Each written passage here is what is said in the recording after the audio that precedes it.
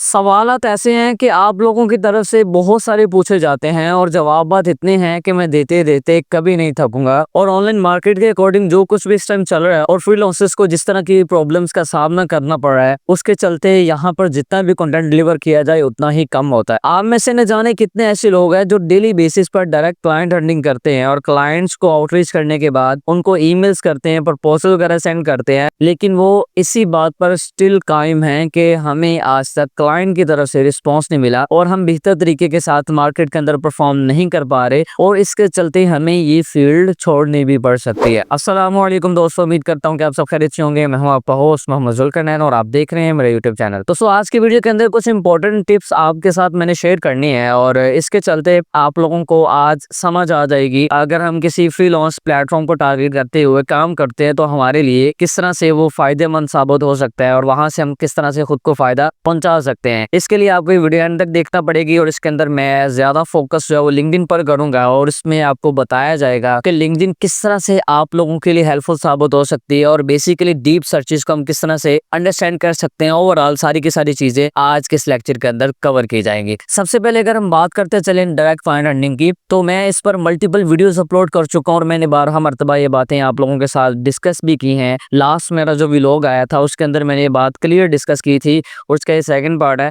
कि जब भी हम किसी भी वेबसाइट को अप्रोच करते हैं तो हमारे लिए जरूरी होता है कि हमने इसकी डेली बेसिस की जो एक्टिविटी है वो चेक करना होती है। अब हमारे यहाँ एक चीज बहुत ज्यादा कॉमन है कि हमें लग रहा होता है कि जिन इंडस्ट्रीज को हम लोग टारगेट करते हुए काम कर रहे हैं उन पर से हमने जैसे ही वहां से क्लाइंट्स का डेटा लेना है और हमने प्रपोजल सेंड करने तो हमें रिस्पॉन्स आ जाना। तो रिस्पॉन्स आपको इतनी आसानी से इतनी जल्दी नहीं मिलता। सबसे पहले जो मेन इंपॉर्टेंट चीज आती है जो ऑलरेडी मैं डिस्कस कर चुका था वो निश को सही से चूज करना, ठीक है। फिर टाइम मैनेजमेंट आ जाती है और प्रपोजल में क्या चीजें आपने लिखनी है और इस पर मैं मल्टीपल वीडियोस भी बना चुका हूँ कि प्रपोजल में हम क्या चीजें, एजेंसीज को कैसे टारगेट करना है, डायरेक्ट क्लाइंट के लिए हम प्रपोजल कौन से लिखेंगे, एक ईमेल टेम्पलेट कैसे राइट किया जाता है। ओवरऑल सारी की सारी चीजें ऑलरेडी मैं डिस्कस कर चुका हूँ। तो ये सारी चीजें अगर आप कर रहे हैं तो उसके बाद फिर जाके डिपेंड करता है कि आप कितने क्लाइंट्स को टारगेट कर रहे हैं डेली बेसिस पर। आप जिन क्लाइंट्स को उठा रहे हैं आया कि उनको नीड है कि नहीं है और आप आया कि आप सही पर्सन को टारगेट कर रहे हैं कि नहीं कर रहे। ये लास्ट वीडियो के अंदर कुछ चीजें थी जो कि मैंने यहाँ पर रिपीट कर दी है। और आगे अगर थोड़ा सा बढ़े तो सबसे मेन इंपॉर्टेंट जो चीज हमारी आती है डायरेक्ट क्लाइंट के अलावा अगर हम B2B को मद्देनजर रखते हुए चीजों को अंडरस्टैंड करते हैं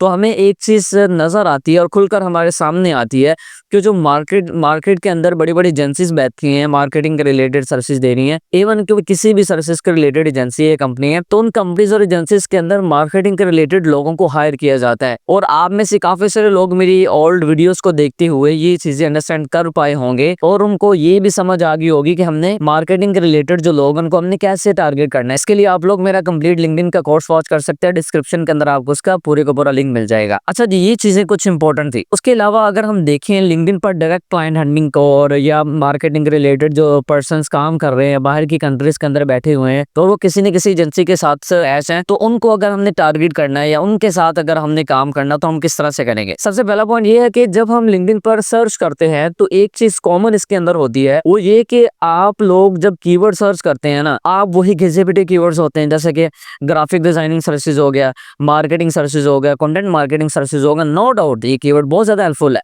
यूजफुल भी है मार्केटिंग के अकॉर्डिंग। अगर आप सर्च करते हैं गेस्ट पोस्टिंग के रिलेटेड आप कीवर्ड सर्च करते हैं, ठीक है, पब्लिशर जैसे कीवर्ड्स को आप टारगेट करते हैं तो बहुत सारे और भी ऐसे कीवर्ड जैसे कि आउटरीच मैनेजर हो गया, प्रोडक्ट मैनेजर हो गया, सेल्स मैनेजर हो गया, तो ये कीवर्ड्स वर्थसेबल है, ये कीवर्ड्स वर्थ रखते हैं। लेकिन इसका हरगिज मतलब ये नहीं है कि आप लोग इन कीवर्ड्स को सर्च करने के बाद वो जो रिजल्ट्स हमारे सामने निकल कर आ रहे होते हैं उन्हीं को आप टारगेट करते हुए उनके साथ आप कनेक्शन बनाना शुरू कर दें। फिर बाद में जब जैसे आपका कनेक्शन एक्सेप्ट हो उनके ईमेल्स उठा के उनको प्रपोजल भेजना शुरू कर दें। आप लोगों के माइंड में ये एक बात क्यों नहीं बैठती कि अगर वो कीवर्ड मैं सर्च कर रहा हूँ तो मेरे जैसे लाखों फ्रीलांसर्स हैं जो कि उन कीवर्ड्स को सर्च कर रहे हैं और उन कीवर्ड्स को सर्च करके सेम पर्सन के साथ कनेक्शंस बना रहे हैं। आप लोग बैठे रहते हैं कि मैं किस तरह से लिंक्डइन पर काम करूं, क्या ऐसी स्ट्रेटजीज को फॉलो करूं कि मुझे काम मिल जाए। मैं जी ये कीवर्ड मुझे मिल गया, बड़े एडवांस लेवल का कीवर्ड है, मैंने इस कीवर्ड को लिंक्डइन पर सर्च करके मैंने वहां से डेटा लेना है। तो ये चीजें एक टाइम तक वर्थसेबल होती हैं और उसके बाद ये चीजें वो वर्क नहीं करती। आप एक चीज अपने माइंड में बिठा लीजिए कि जब भी हम कोई सा भी काम करते हैं इस ऑनलाइन फील्ड के अंदर, तो ऐसी चीजों को टारगेट किया जाता है कि जिस पर बहुत कम लोग काम कर रहे हो या कंपटीशन कम हो। कंपटीशन का लो होना ही हमारी कामयाबी की पहली सीढ़ी होती है। अब आप अगर ये कंसीडर करके चलना शुरू हो जाएं कि नहीं जी, मैं जो कीवर्ड मैं चूज कर रहा हूँ, किसी बंदे ने मुझे कीवर्ड बता दिए, इन कीवर्ड्स को मैं सर्च करूंगा तो मुझे काम मिल जाएगा। नो डाउट लक बहुत ज्यादा मैटर करता है इस फील्ड के अंदर, लेकिन अगर एक कीवर्ड पर पहले लाखों फ्रीलांसर्स काम करके उसको सर्च करके डेटा निकाल रहे हैं और सिंगल एक कंट्री को टारगेट कर रहे हैं लिंक्डइन पर, तो नए बंदे के लिए वो चीजें जो है वो वर्क नहीं करेंगी, उनको वहां से रिस्पॉन्स नहीं आएगा। रिस्पॉन्स लेने के लिए आपको डीप सर्चेस का यूज करना पड़ता है। डीप सर्चेस बेसिकली ऐसी सर्च को बोलते हैं कि जहां हम अपनी सर्च को बिल्कुल जीरो से स्टार्ट करते हैं, हम अपनी सर्च को बिल्कुल जीरो से लेके आगे फिर करोड़ों तक लेकर आते हैं। आपने देखा होगा जब भी हम कोई से भी कीवर्ड सर्च करते हैं तो लिंक्डइन पर हमें लाखों नहीं बल्कि करोड़ों में रिजल्ट शो होता है। तो वो करोड़ों का अगर आप रिजल्ट निकालने पे आएंगे तो आपको पता सिंगल एक कीवर्ड पर लिंक्डइन पे कितने पेजेस आते हैं, 100 पेजेस आते हैं, और वहां पर आपको 1200 रिजल्ट मिलता है, और उसके बाद डेटा हमारा खत्म हो जाता है, लेकिन ऊपर हमें करोड़ों में रिजल्ट शो हो रहा होता है। उसका हम क्या करते हैं, वो चीजें डिवाइड होती हैं कंट्री वाइज में, मतलब वो सारे के सारा जो रिजल्ट आ रहा था पूरी दुनिया भर के अंदर जितनी भी कंपनीज है, एजेंसीज है, पर्संस है, उन सब का डेटा हमें मिल रहा होता है। और दूसरे नंबर पर जो बात आती है वो ये कि जब हम लोग ऐसे अप्रोच करते हैं ना इन लोगों को, वो सेम डेटा आ जाता है। ये मैं बात दोबारा इसलिए रिपीट कर रहा हूँ क्योंकि आप लोगों के माइंड में चीज बैठ जाए कि वो सेम डेटा आ रहा होता है जिसको अप्रोच करने का फायदा नहीं होता। लक बहुत सारे लोगों का चल जाता है, लेकिन हर एक बंदा अपने लक पर डिपेंड होकर नहीं रह सकता। जैसे कि आज अगर देख लें, फेलियर हैं सारे के सारे फ्रीलांसर्स पाकिस्तान के अंदर जो फाइवर जैसे प्लेटफॉर्म पे काम कर रहे हैं, तो आप में से ज्यादातर लोग देखते होंगे कि ज्यादातर जो है वो फेल किस वजह से है, क्योंकि वो लक पर डिपेंड है।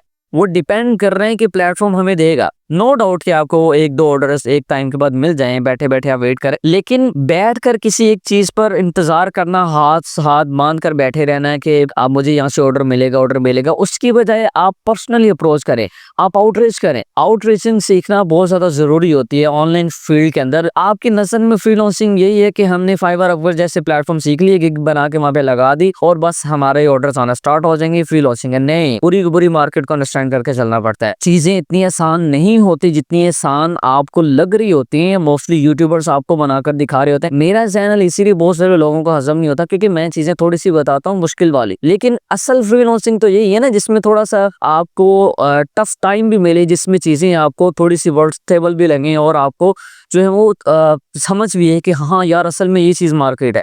मार्केट के अंदर अगर रहते हुए काम करना है तो इन चीजों को फिर आपको फॉलो करना पड़ेगा। और आगे नेक्स्ट जो चीज आती है वो ये कि जब भी आप काम करते हैं लिंक्डइन पर तो फिर आप कुछ ऐसी इंडस्ट्रीज को अप्रोच कर लेते हैं जहां पर अप्रोच करना आपको बिल्कुल भी फायदा नहीं देता। मतलब आपने कीवर्ड सर्च किया, लोकेशन लगा के आपने इंडस्ट्री चूज कर ली, आप कर रहे हैं जी फूड की कर ली, एंटरटेनमेंट कर ली। आप मोस्टली यहाँ पर गलती करते हैं कि आप उन इंडस्ट्रीज को टारगेट कर लेते हैं कि जिनको टारगेट करने का आपको टके का फायदा नहीं होता। क्यों मैं बार बार बात इसलिए रिपीट कर रहा हूँ कि ऑलरेडी बहुत सारे लोग उनको टारगेट कर रहे होते हैं। आप कब तक वही टॉप की इंडस्ट्रीज को टारगेट करते रहेंगे, कब तक आप वही फैशन हेल्थ के पीछे पड़े रहेंगे। इन चीजों से कब आप लोगों ने बाहर आना है। दुनिया भर के अंदर इस टाइम 500 के करीब इंडस्ट्रीज बन चुकी हैं। मैं हमेशा अपनी वीडियोस के अंदर कहता हूँ सर क्लाइंट नहीं मिलता। अब क्लाइंट रहा नहीं, क्लाइंट है, कंपटीशन बहुत ज्यादा हो गया है, लेकिन क्लाइंट्स आप ढूंढने हैं तो नई इंडस्ट्रीज की तरफ जाएं, नई फील्ड्स को आप फाइंड करें। रिसर्च का सीखना बड़ा जरूरी है इस टाइम, इस दौर के अंदर रिसर्च का होना बड़ा जरूरी है। नई चीजों को कैसे फाइंड किया जाए, नई जो मार्केट के नए जो प्लेटफॉर्म आते हैं उन तक कैसे एक्सेस की जाती है, ये चीजें जिन लोगों के समझ में आ गई वो बंदा कामयाब है। मैं अपने कई वीडियोस के अंदर सब